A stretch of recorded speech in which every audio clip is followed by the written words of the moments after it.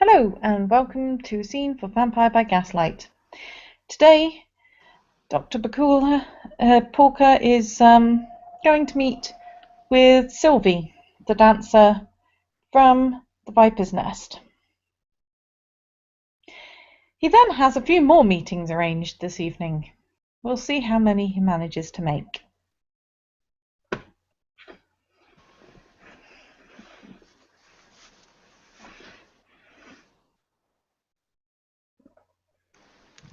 If I remember correctly, the time and the place for this particular meeting had not been arranged concretely in my mind. If you have a suggestion, I'll go ahead and take it.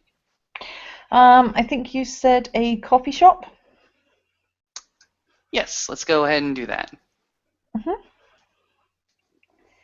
So, at a late night coffee shop, there is at least one, probably three in the city.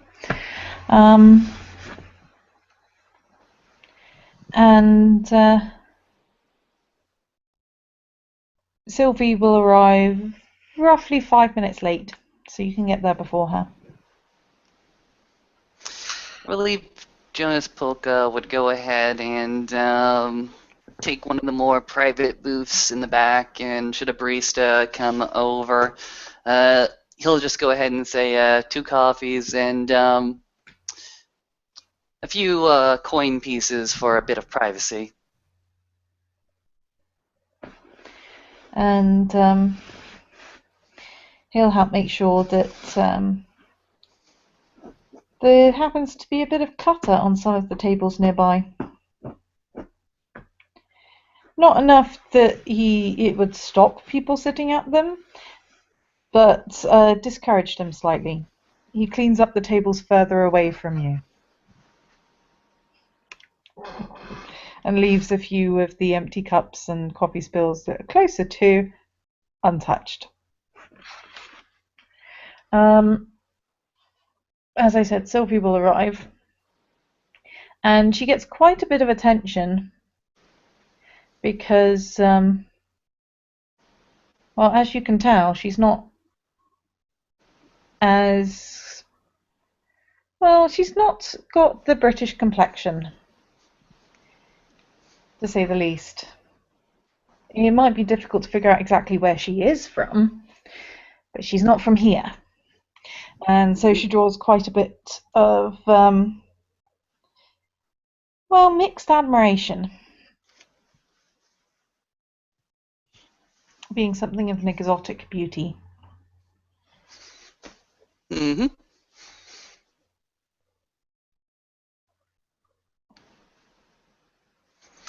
What is she currently doing? How does she carry herself? Does she take one particular direction, or is she simply just standing there? She pauses in the doorway for about 2 or 3 seconds, long enough that you can call her over, but she has to look around, and then she heads over towards you. Mm-hmm. Well, Jonas won't certainly call her over. He'll just go ahead and let her make the decisions about where she wants to go and who she wants to talk to. Well, she heads over and sits opposite you. Mm-hmm.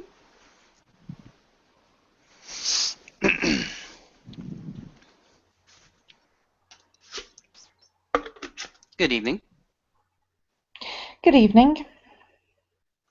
Jonas will make a display of taking a few sugar cubes and dropping it into his little mug of coffee and swirling it around.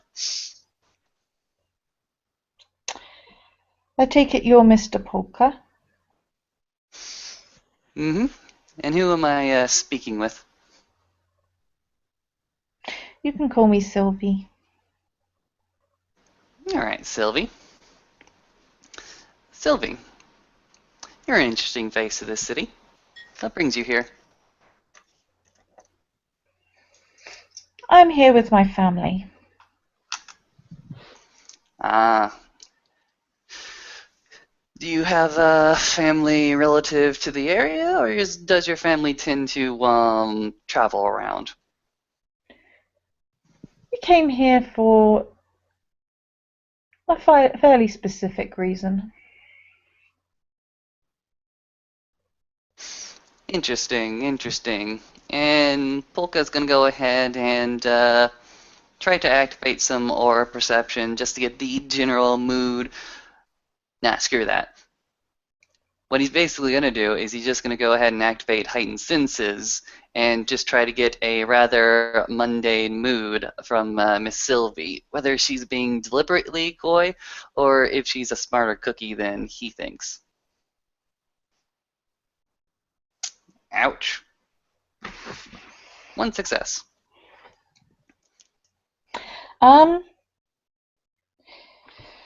Well,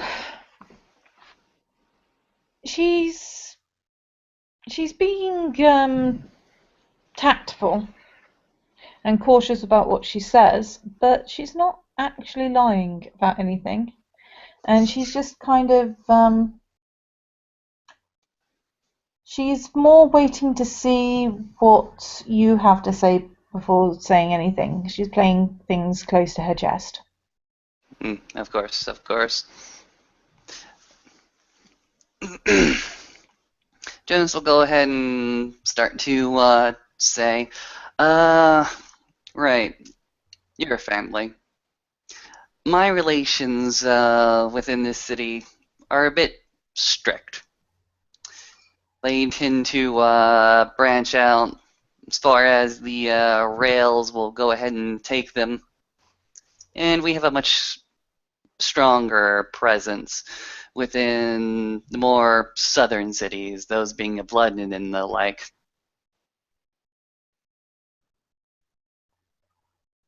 She doesn't say anything. She just nods.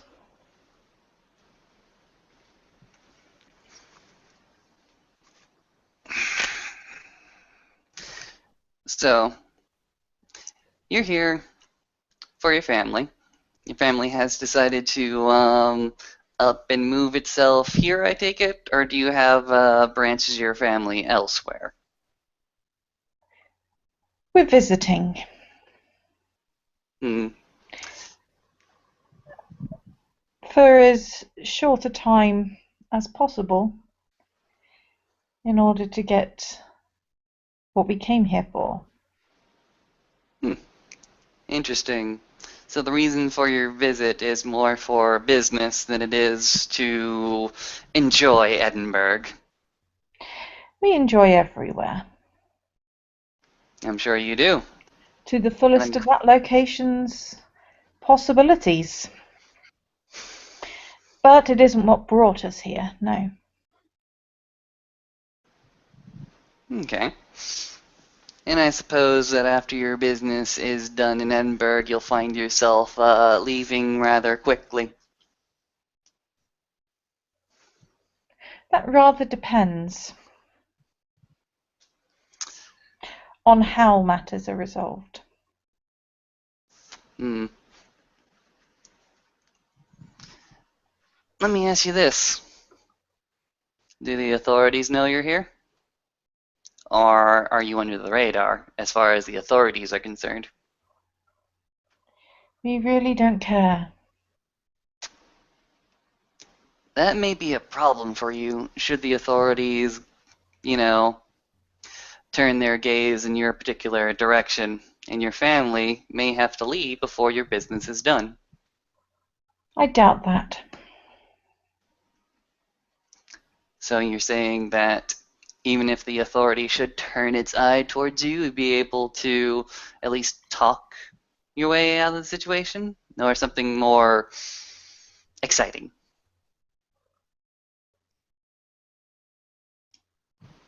She shrugs.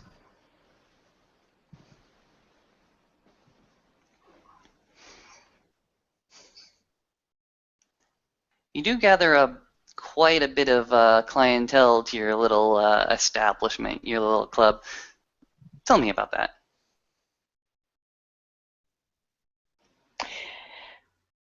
As I said, we like to enjoy every city we find ourselves in to the fullest of the possibilities we may find there. Mm-hmm. Well, that is rather interesting. However, me myself, it seems as if your particular establishment is causing me some complication, or at least it appears to be causing some complications to my operations. That's what brought my gaze to you. I'm I sure if you would honestly have. do not care if you want to run some brothel in some part of the city and feel that we're taking your clients from you. Hmm, interesting that you would assume that. What else would we be doing that would interfere with your business? I don't know. It actually relates to the clientele that you seem to have gravitate towards you. Are you saying that you aren't drawing in particular subsections of people, or is this all just a happy coincidence? There's quite a few subsections of people we try to draw in. It's called business. I'm sure it is called business.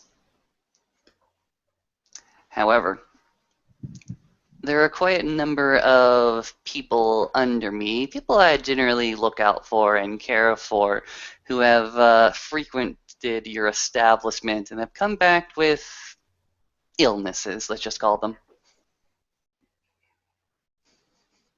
Ah, so you work for Dr. Fortescue, do you? He and I, not necessarily working with, not necessarily working under me or him, simply interested in the same sort of influences within Edinburgh.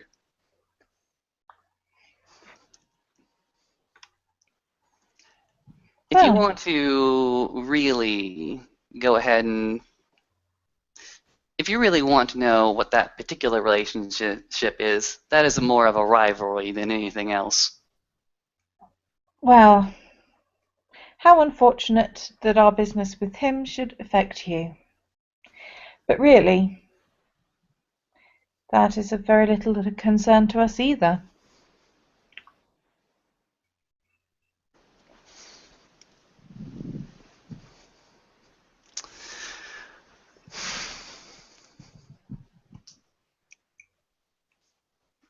Have you had any interaction with the good doctor, or have you been able to avoid him for so long? He knows full well what we want from him. So your business in this city concerns him more than anybody else. He took something, we want it back. I honestly don't care whether you take it from him to give it to us, in the name of whatever your mutual business may be, or if someone else was to give it to us. He took it, we want it back. Mm-hmm. It is really rather simple. And as for whether we depart, that we will deal with afterwards. Mm. Now, what I should be asking right now is what boon is it to anybody else to bring you the item that was taken from you back into your possession? Well, it would keep things from escalating. Interesting. You have no business with anybody else but the good doctor, so I can only assume the escalation would be to his detriment.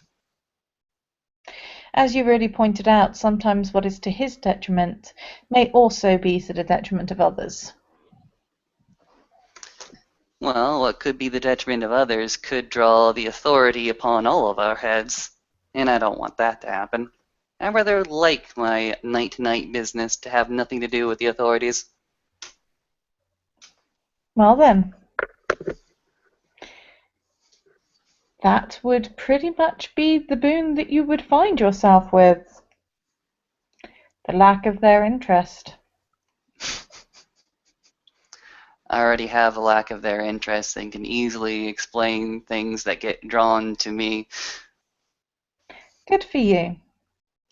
As I said, we care remarkably little about your authorities. You can say that now, and for now that would hold true. In any case, let's say I'm a curious sort.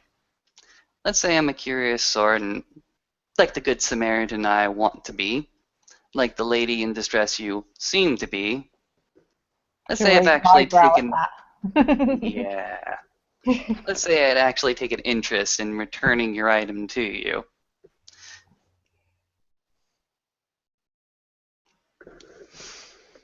To do so, I might need a little bit more information about what the item entails.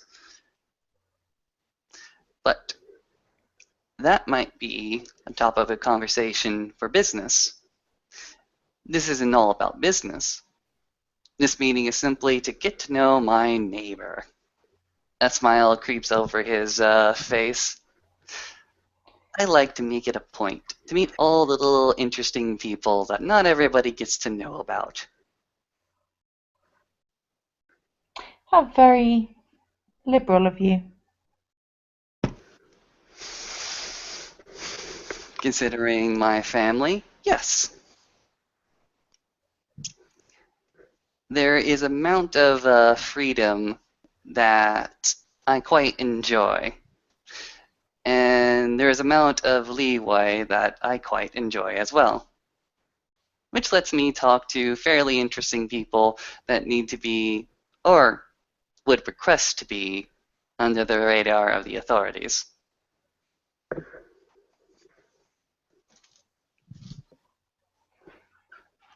I do enjoy learning about other people.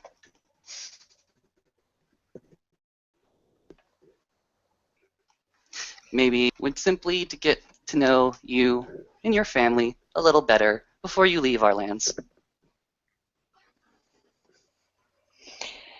And what would you want to know?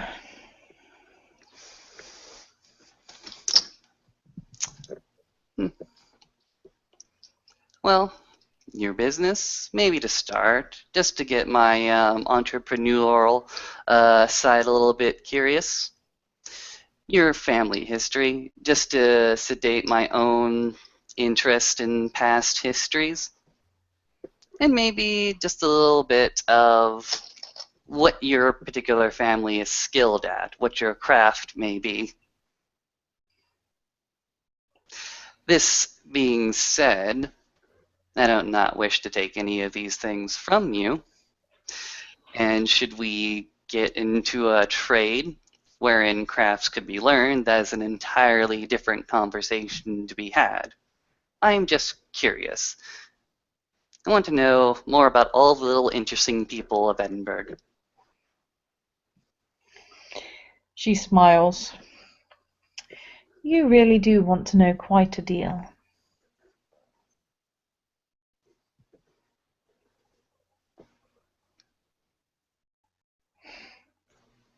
I'm just giving you and advertising and broadcasting the kind of things that I'm most interested in. You've already told me what your family is most interested in this particular city, but not what you have to be most interested in. Again, there's a cube into the coffee, and then there's stirring of the spoon onto the coffee mug. Clink, clink, clink, clink.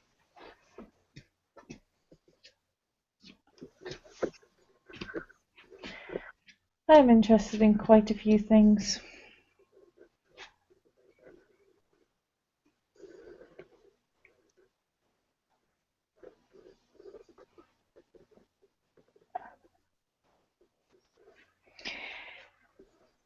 But, as you say, there are many things that are exchanged. And I prefer not to give those up lightly. Mm-hmm. Well, maybe in a more private setting, we can go ahead and discuss exchange and trade and whatnot. I'm just simply here to, like I said, meet a new neighbor, no matter how short-lived they may be. Well, it is a pleasure to make your acquaintance, but unfortunately, I am expected for performances shortly. Is there anything else you wanted to tell me? Nope. Just say hi, welcome to Edinburgh. Do have a good evening. And you, and feel free to stop by to the club at any time. And she'll hand you a card. Mm-hmm. And then she will leave.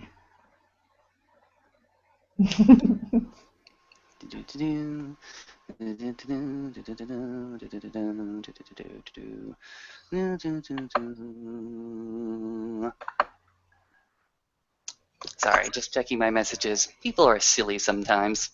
They really are. All right. The agenda goes ahead and ticks down. Yep. Next up, the Regent. Mm-hmm. I believe you may have to narrate the next few events, seeing as I do not know much about the Chantry proper.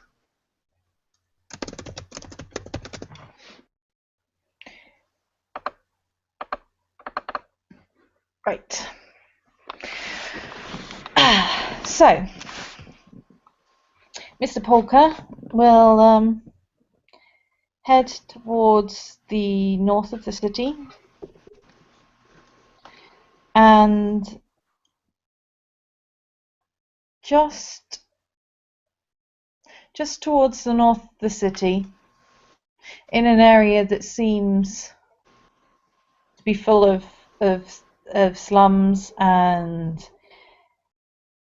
all sorts of people that are easily disappeared. There is a small house wedged between several other small houses. Seems nothing different about it, unless you were to actually enter this house, which Mr. Polka does. And then he finds that the upper story of the majority of the street has been converted into one single building of sorts. Them being terraced houses, it's fairly easy.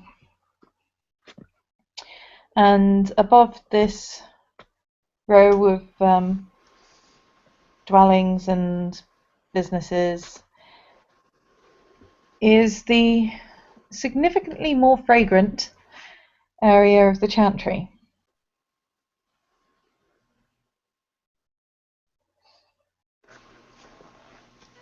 It's tucked away in what appears to be a used bookshop.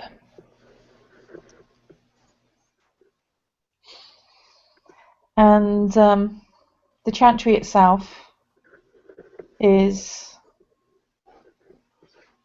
done in a efficient sort of manner. There's the wood panelling and so forth that one might expect, but there's no additional decoration. There's the occasional picture, but there's no small trifles here and there dotted around the place. It is very much like the entire place is decorated more as a study than as a home. And it was rather a sizable library, but you need permission to access it, and you only have permission for the first row of shelves. Very well.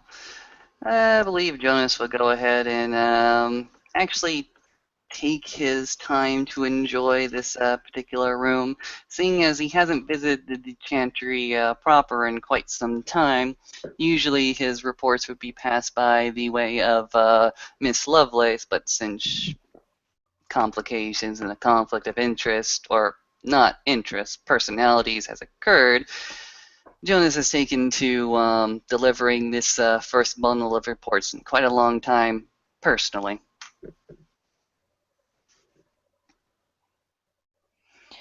And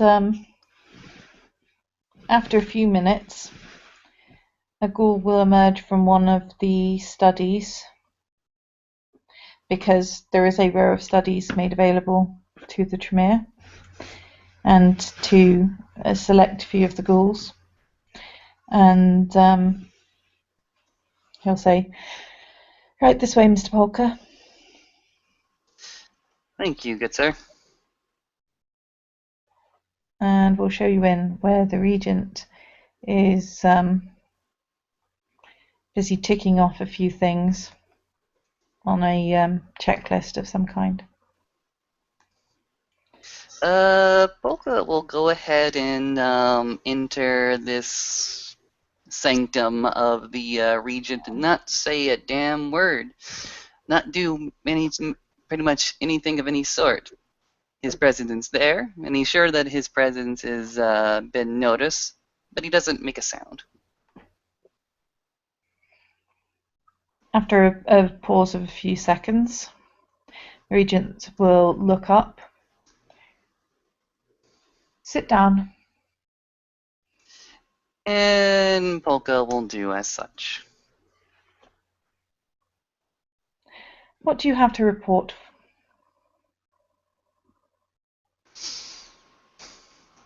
My report is as such. Jonas goes ahead and proceeds to produce from a leather carrying case a set of documents and goes ahead and puts them on the desk before the Regent. There are my nightly experimentations and activities for the month of January as well as that of February, just to make sure that you get a additional copy as such.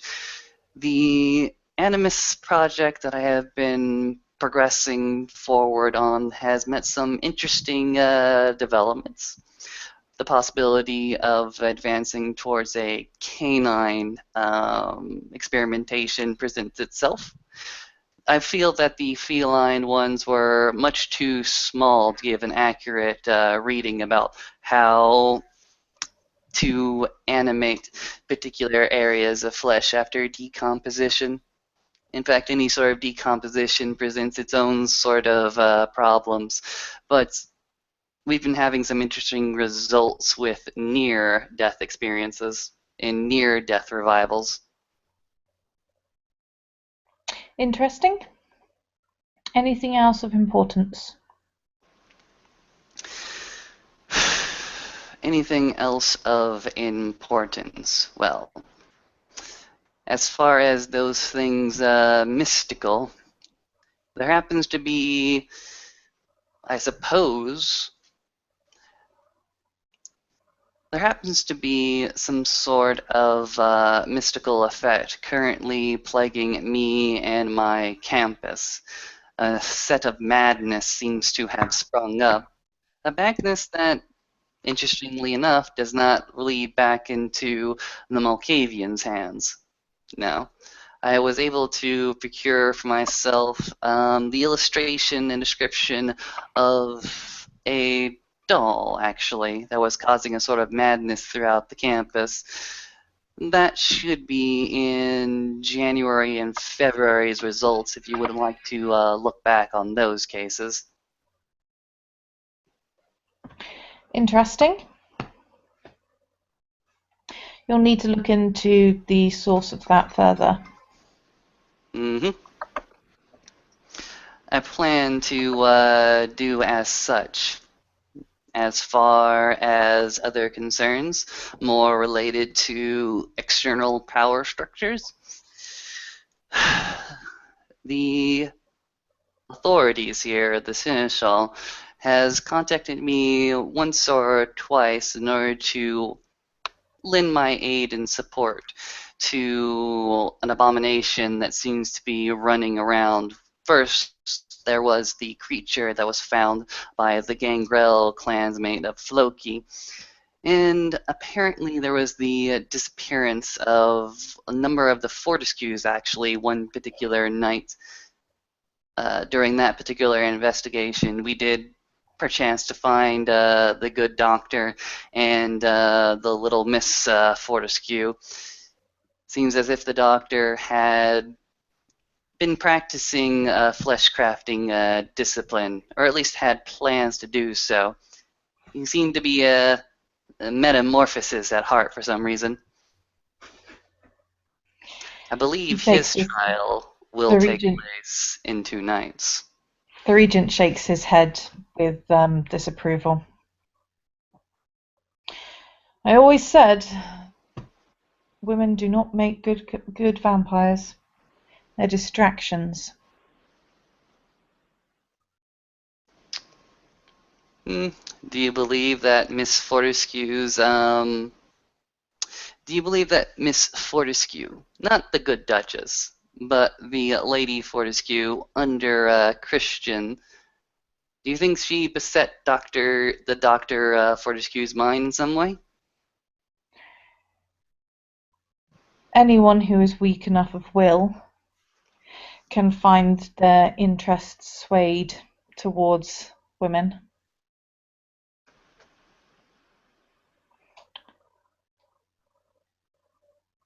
I'm sure it was not deliberate, but their mere presence is unnecessary, given our condition.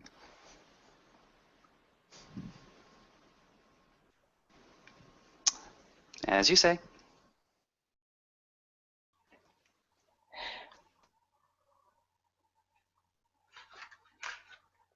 I have been sent a missive from the Prince regarding the allocation of a primogen.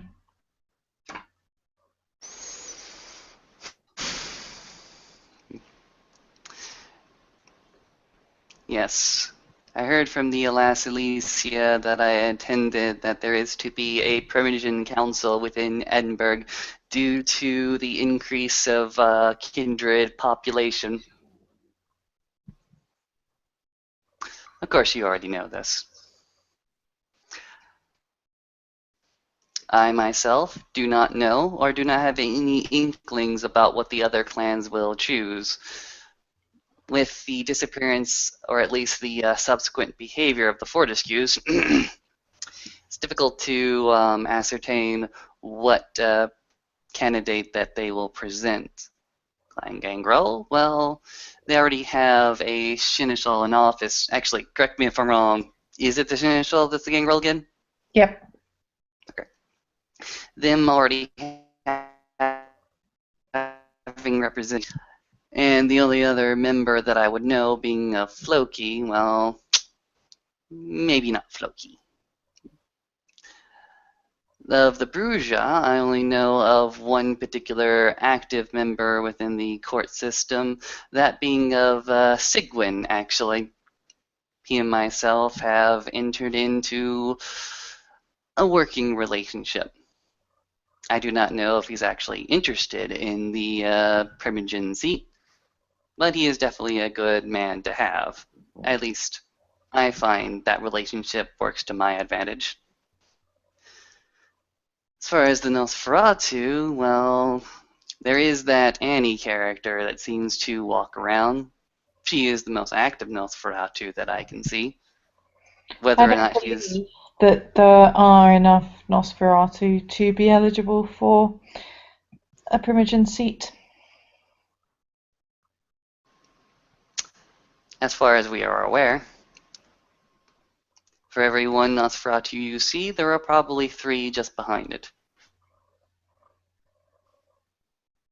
Quite possibly, but if they do not make themselves known, they will not be counted. Correct me if I'm wrong, my dear regent, but one has the responsibility to present prince, not necessarily to every single kindred within the city. Quite. But as my understanding from the prince of those clans that would be suggested to produce Primogen did not include the Nosferatu. Either they are not eligible, or they have already chosen one. Mm-hmm. Actually, that does bring a question. I myself have not interacted in any meaningful way with Clan Ventrue in Edinburgh. So I do not know their numbers, nor do I know their members, nor do I know any sort of candidates they would produce. To the best of my current knowledge, there is one, and you are better off not interacting with him. Really, my dear Regent, why is that? He's something of a hermit.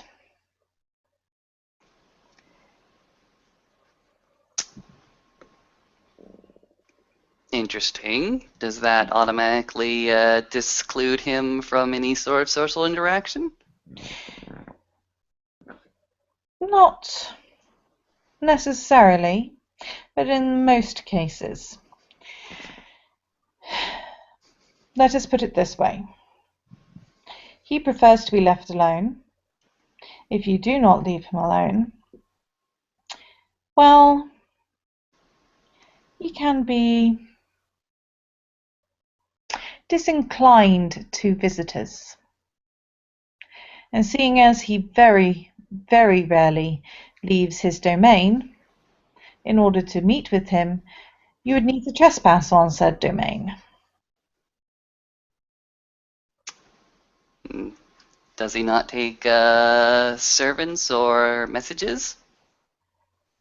Perhaps. You are more than welcome to try if you would like, but It's more than likely that such messages and invitations would be rejected. yes. Understood.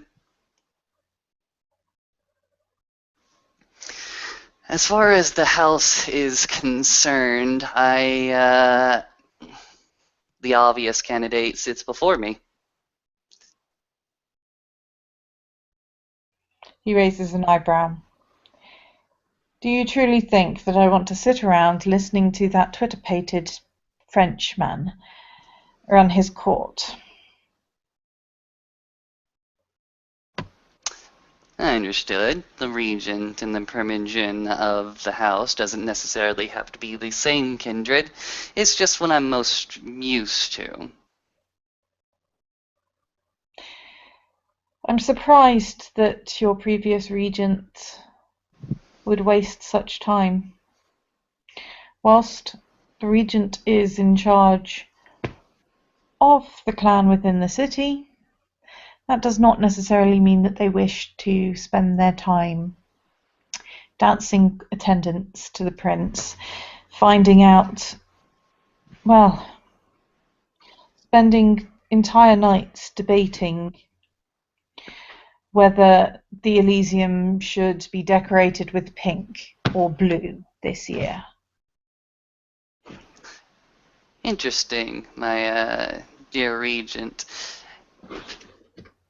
Are you disinclined to take representation on the court simply because of our current prince's attitudes, or do you think that some other candidate would be better suited? I believe that it is important for our clan to be represented. That doesn't mean that I have the time nor inclination to waste on such a position. It is a duty that needs filling. But there are plenty of apprentices to take the job for me. Interesting. You're more interested in bequeathing such a responsibility and duty upon one of your apprentices. If you are still deliberating such matters, feel free to dismiss me from the conversation right now, as I have given my reports. And I mean no offense, but the night does go long. It does. What Regent, is your view? say What again? is your view regarding the primogenship?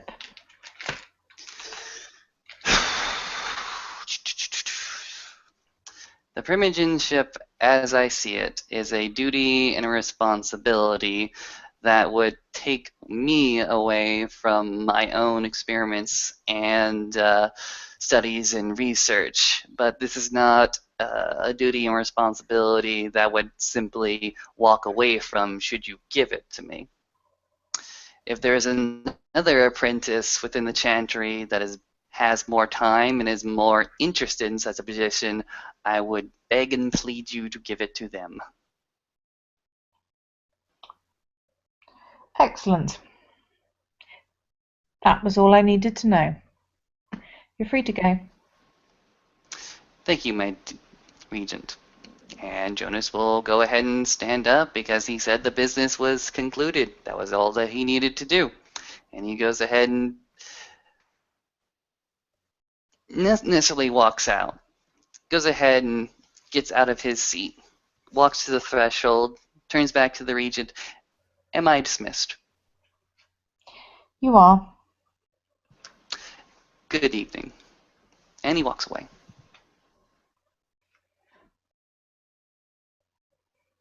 And Jonas will be able to quite easily make his way out of the chantry.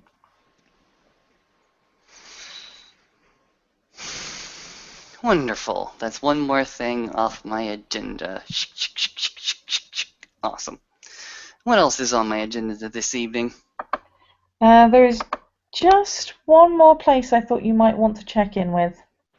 It's up to you, because this is not one where you're specifically expected, but I thought you might want to drop by the Crawley household and fill them in on some of the things of late. Yes, I do have actually a few questions for Mr. Crawley, seeing as he would know more about the kindred conditions and lands far away from these, actually. So Jonas will go ahead and make the arrangements that he usually does when visiting the Crawleys, walk back to his haven, go ahead and cloak himself so that he is not easily recognized, and proceed on his way towards the back alleys. Always keeping a watchful eye for those little ones that seem to spot him.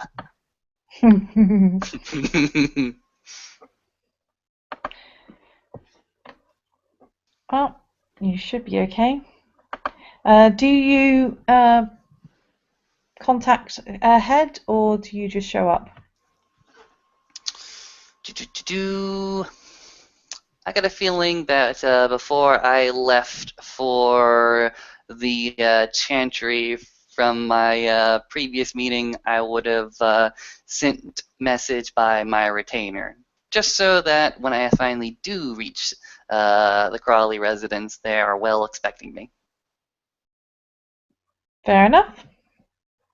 Did you mention in your letter which of the Crawleys you wanted to meet? I've requested to meet Mr. Crawley, actually, for his expertise. Fair enough.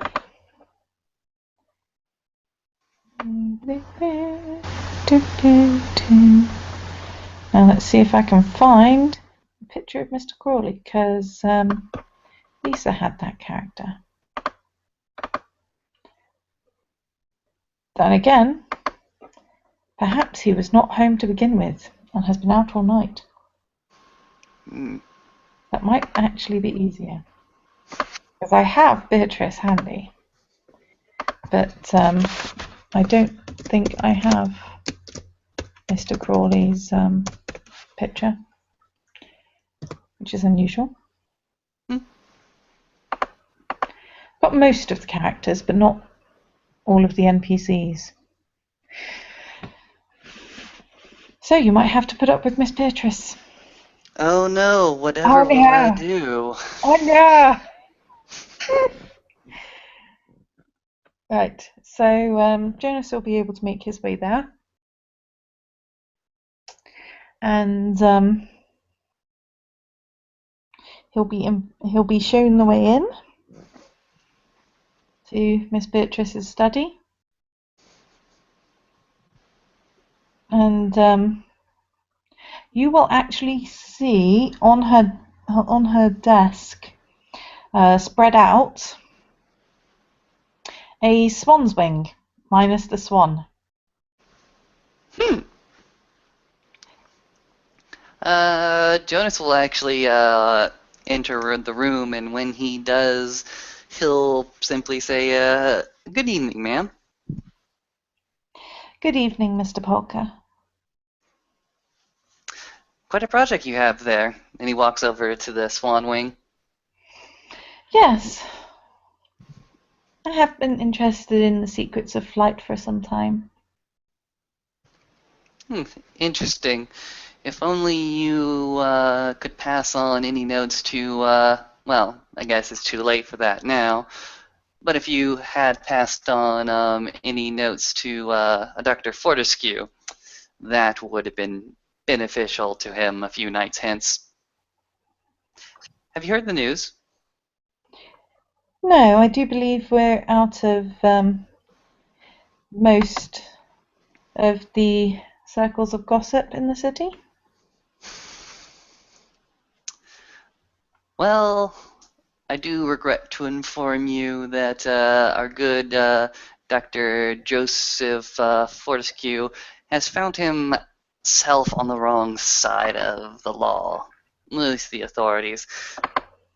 At the moment, there seems to be a trial set 2 nights from now, Good Thursday night, but it seems as if he, in some way, somehow, caught the ability of the flesh crafting discipline and was trying to experiment with it. I noticed that his craftsmanship of it was rather hackneyed. I see. Well, thank you for giving me this information. Oh, but it's not in there, my sweet miss. There's a smile across his face. It's just not in there. Do you know what he was doing? Do you know what he tried to do? Obviously not. But I like to ask rhetorical questions like this because I find it delightful. I'm sorry. I'm being rather arrogant right now. Let me not tease you any longer. The good Dr. Joseph Fortescue made to kidnap his grandchildren, and upon doing so, sequestered her to a basement, a dungeon of sorts, where he was proceeding to any sort of gestures towards the swan wing, slightly caressing the feathers, that are still there, attempted to give his little angel wings using your discipline.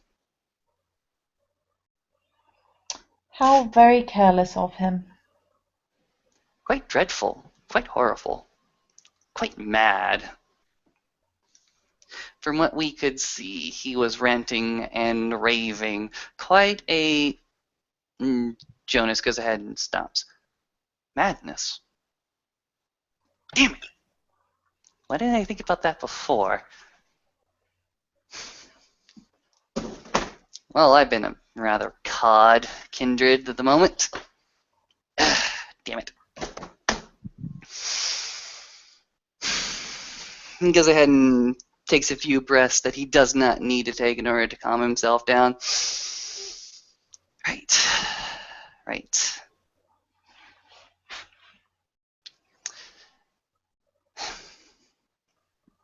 Madness. There's been a sprinkling of madness in this city for the past few months, the source of which I have yet to ascertain, but I have many leads and many assumptions. Miss Beatrice, do you know about the kindred condition outside these lands? To a degree. Hmm. I was hoping to speak with Mr. Crawley, takes him away. Could I bother you for a favor? Of course. Mm-hmm. Could you kindly ask Mr. Crawley if he knows of the kindred condition outside these lands, specifically if the kindred condition could have a tan complexion, and whether or not these kindred with a tan complexion should have the ability to enthrall others or cause them to succumb to madness? I can tell you that kindred of a tan complexion are possible, given that the state tends to make the individual paler. They usually hail from particularly robust nations in terms of skin color. There is also, I believe, a practice among your own clan which can allow such. The practice of dominating a kind is something much more blunt. No, this is much more soft, sensual. The attractiveness.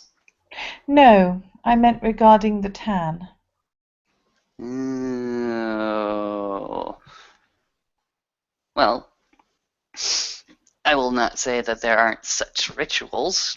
I will not say there aren't such secrets to be learned. I, however, am not privy to them. Nor I, but that doesn't mean that I haven't heard of them being done. Hmm. Tans. As I said, usually it merely means that they were significantly darker in life. As you're well aware, individuals of different countries have varying skin tones. Also, skin tone is something that I am capable of adapting. Interesting. I did not realize that you could grant pigment to skin.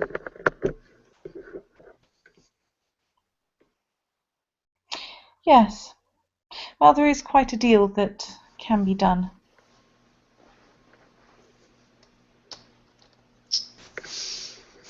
And about the madness. About the madness.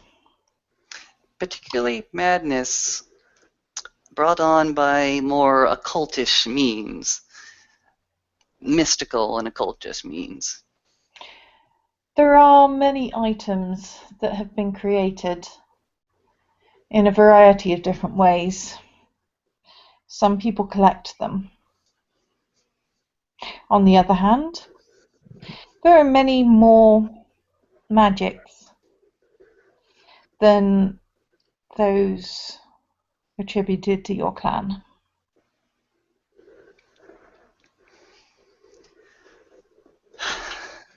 The details of what might be responsible in these cases is rather more difficult.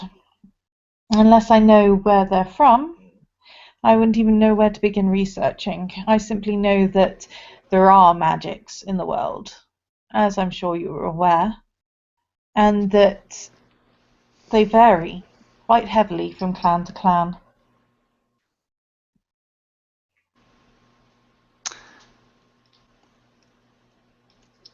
I guess in order to, I do have an assumption.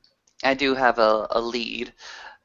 I presume that this dark-skinned kindred could be the source of such occultation and madness, and to figure out their particular bloodline would cause us to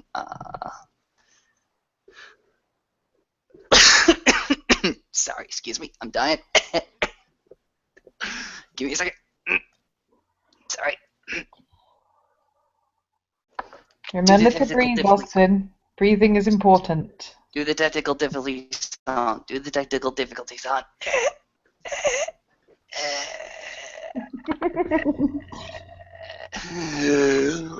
Breathing is important. You need to breathe every day, every day, every day. More than once a day. Excellent, excellent. Back to my previous thought. Should we be able to ascertain the bloodline of this particular kindred in question, I believe we able to either cross a particular area of the map off, or include it more deeply in our. This is why I needed to talk with Mr. Crawley, unfortunately. Well, If even if you were here, I'm not sure that the details you have available would be sufficient. It'd be enough to begin, and I shall pass them along, but as I said, there are many forms of magic, and there are many kinds of individuals that may live in the various corners of the world.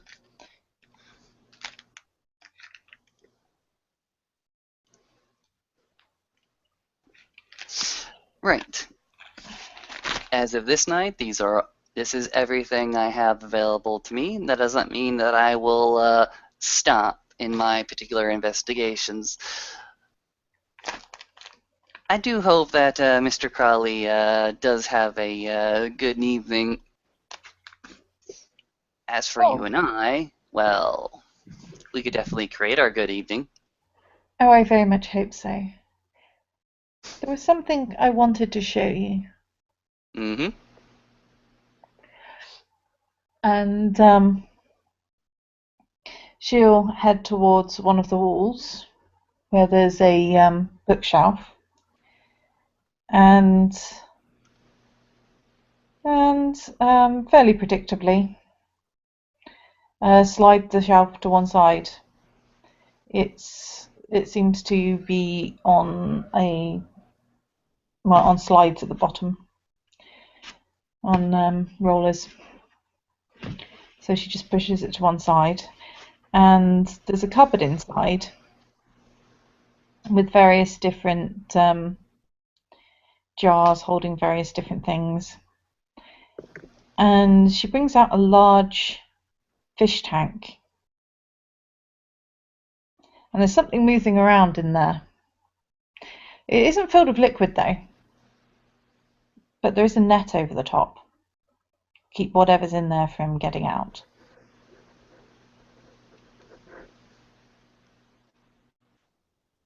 And she'll set it down on the table.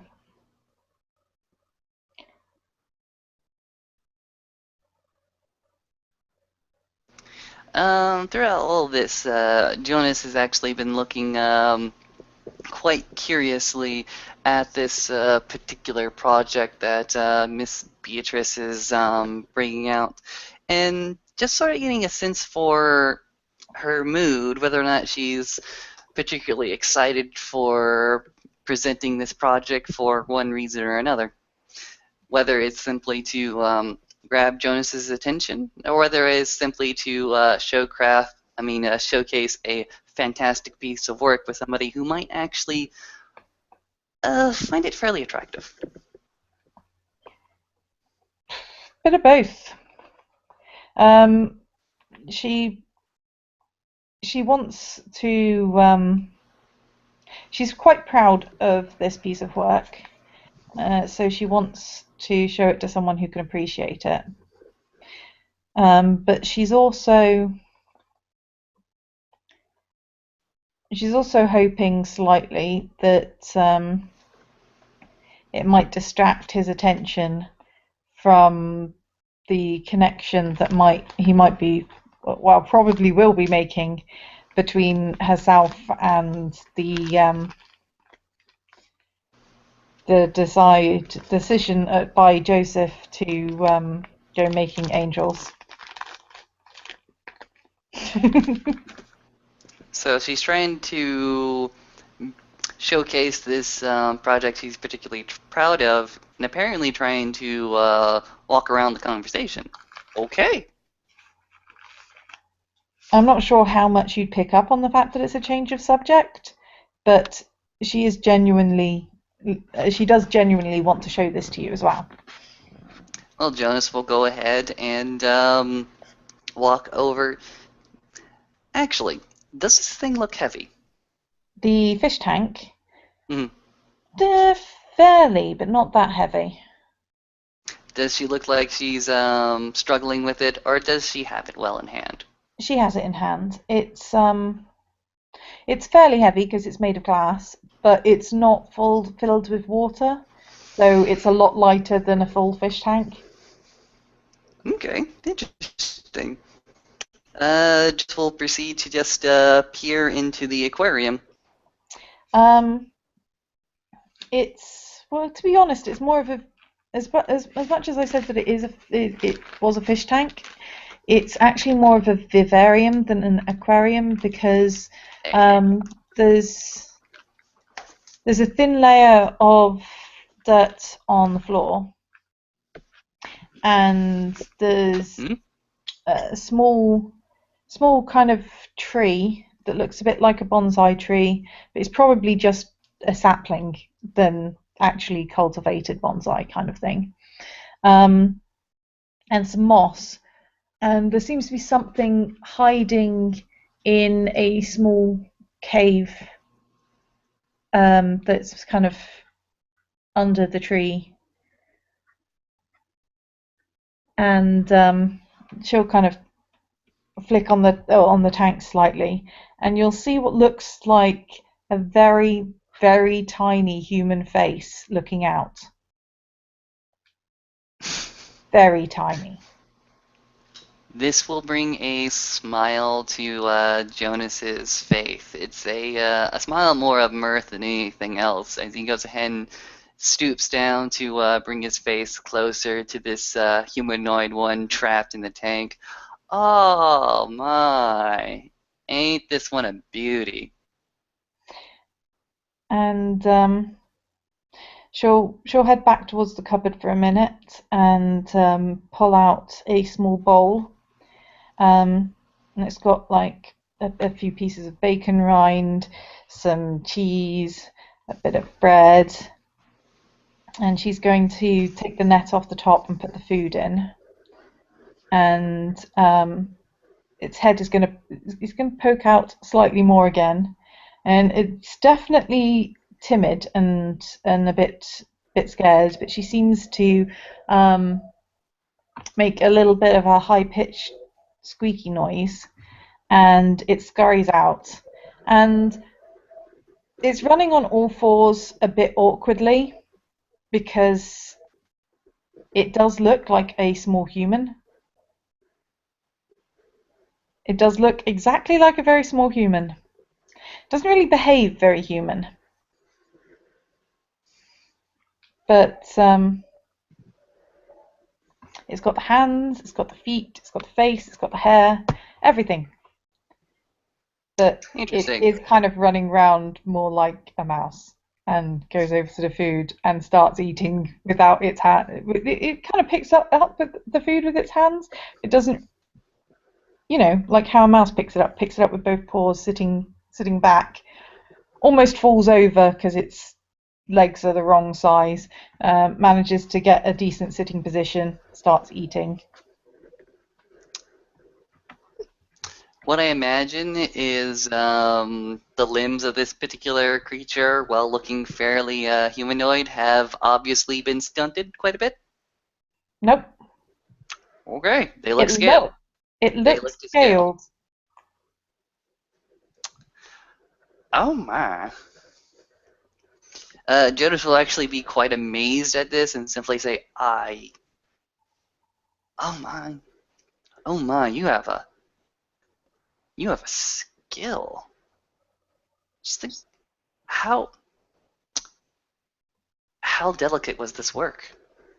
He goes ahead and says quite openly, this is It elegant. it did take me well over a week, but I have been working on this one for a while. Tell me, what was the base material? I used a mouse.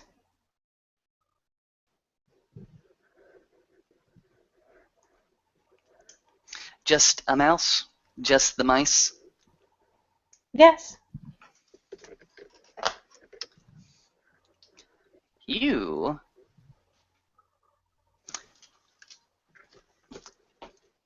Jonas then looks up into her face and says, you're wonderful. I mean, your work is wonderful. And you can clearly see that that was exactly what she was hoping you were going to say.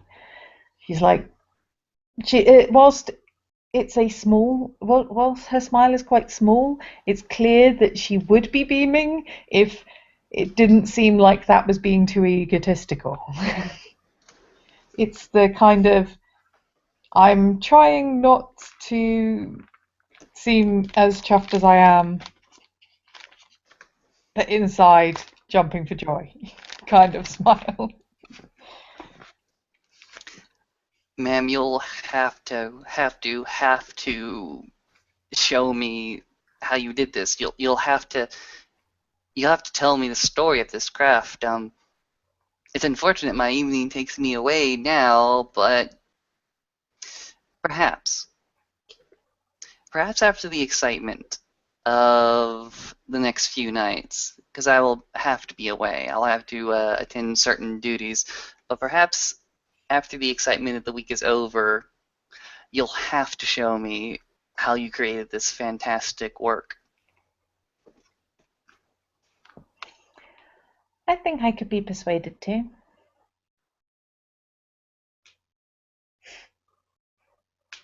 And there's a small smile that suggests that you know full well what that persuasion might be.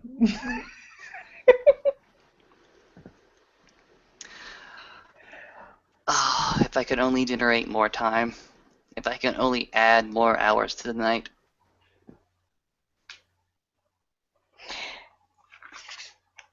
Yes, well, that is something we can discuss after the excitement of these few nights, as you say.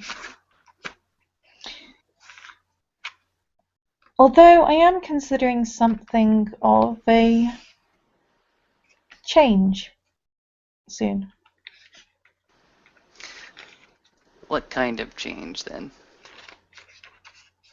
Well, we've been living quite quietly here for a while. It might be worth relocating. Perhaps being a bit more visible. Do you think that is wise? Do you think Mr. Crawley was actually inclined to do such a thing? Well, I plan to talk to him about it. But perhaps if the person most likely to be asked to confirm our clan, should it come under suspicion, was to be a good friend of ours, might be less of a risk. Yes, actually. There are many who would come to me as to ascertain the bloodline of one particular visiting kindred or another.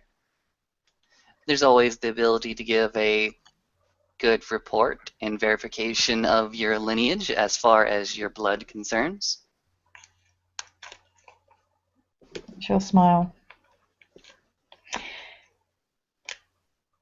I would only ask that before you would perform this ruse, that you would at least give me some kind of story, some type of false lineage in order to give you, so that when we publicly meet, it'll be a first-time affair.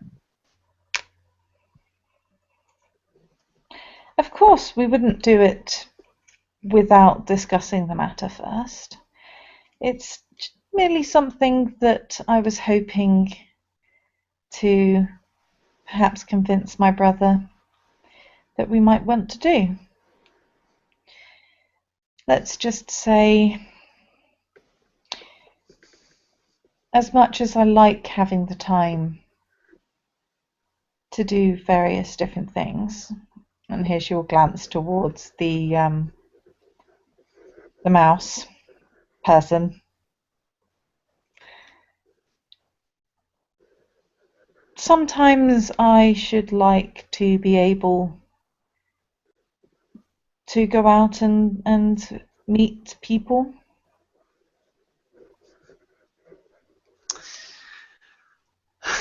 Yes, but that does bring some more complication. Should you decide to live more openly, you would, well, I presume that you keep your secret secret.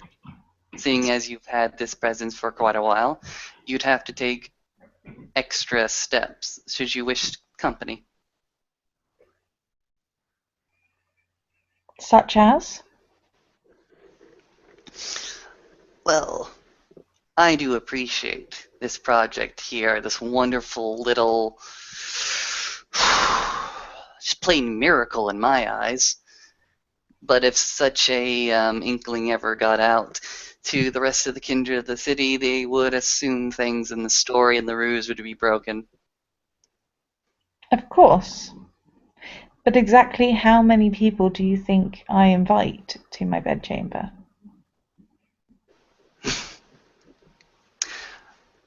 Well, you know I've always been way, way too polite to ask such a question.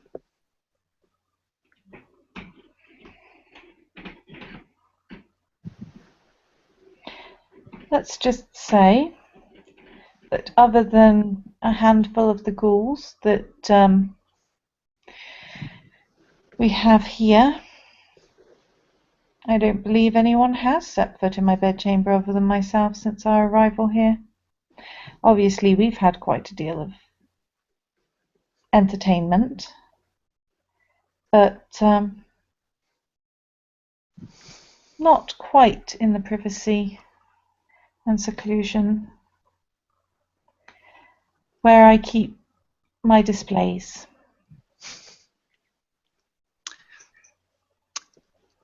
Oh, ma'am, you do vex me so. Vex me so and wish to make me linger here, but he goes ahead and actually bites his lip. I must be away. I'm very sorry. I fully understand. What? You have matters that call upon your time, and I shall make use of mine. Just because these duties and responsibilities do take me away from you does not make you any less important in my eyes. I'm glad to hear that. And Jonas kinda just stands there. It's that kind of stand that sort of lean over this particular desk where the human rat is held in his cage, the kind of leaning over that sort of urging him on to go ahead and complete the distance between himself and Miss Beatrice, but there's also that restraint there that keeps him anchored more to the desk. You can see that You see, he's actually holding the desk with two of his hands leaning on it, and it takes most of his willpower. Actually, let me go ahead and roll his willpower because this could be interesting.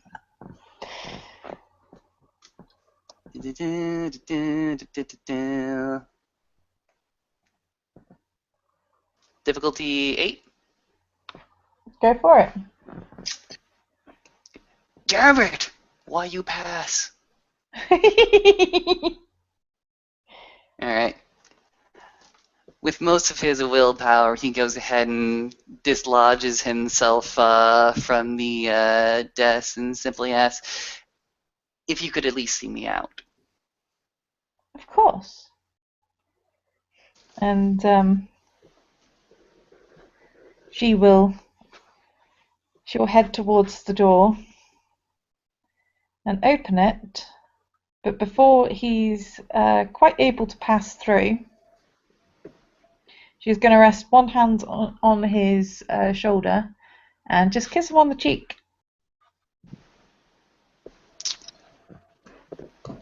It's a fairly cold cheek. And You're gonna make me roll this again, aren't you? yep.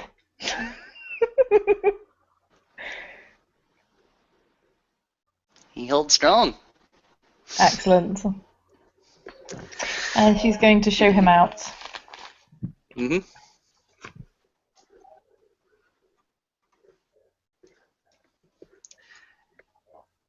And from there, if you could give us a nice little outro.